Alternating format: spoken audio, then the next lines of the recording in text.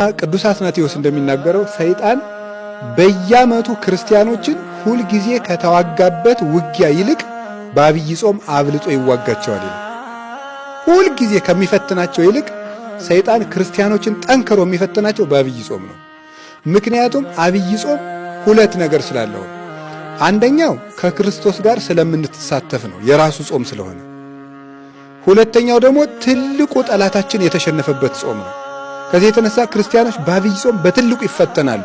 ስትገለብጡት ክርስቲያኖች በአብይ ጾም ትልቅ ጸጋ ያገኛሉ ነው። በየትኛውም ጾም ከሚያገኙት ጸጋ በበለጠ በአብይ ጾም ክርስቲያኖች ትልቅ ጸጋ ያገኛሉ። አንድ ክርስቲያን ጾም ጾሞ የጾሙ መጨረሻ ላይ ጸጋ ካላገኘ ተንኮለኛ ነው ማለት ነው። እርግጠኛ ሆኜ ነው የምነግራችሁ ይሄን ማለት ነው።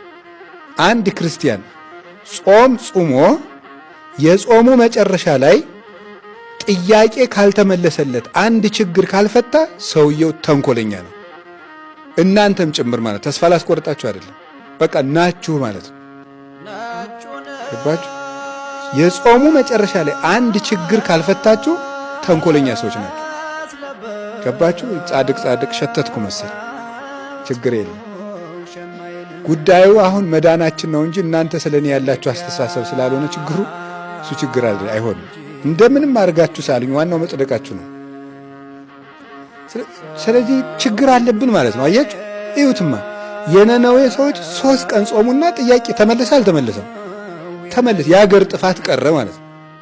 እኛ ጾም ጾመን ለምንድነው መልስ ማናመጣው?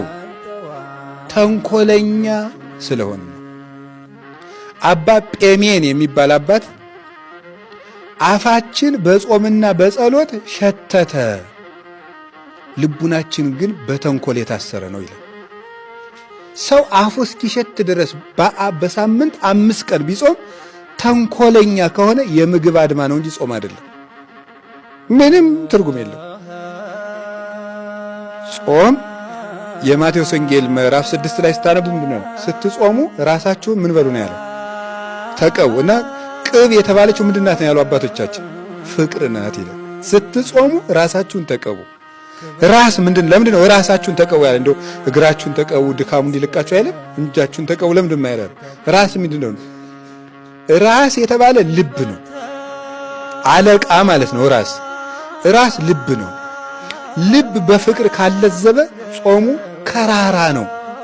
አታታለው ደረቅ ቆዳ አይታችሁ ታውቃላችሁ?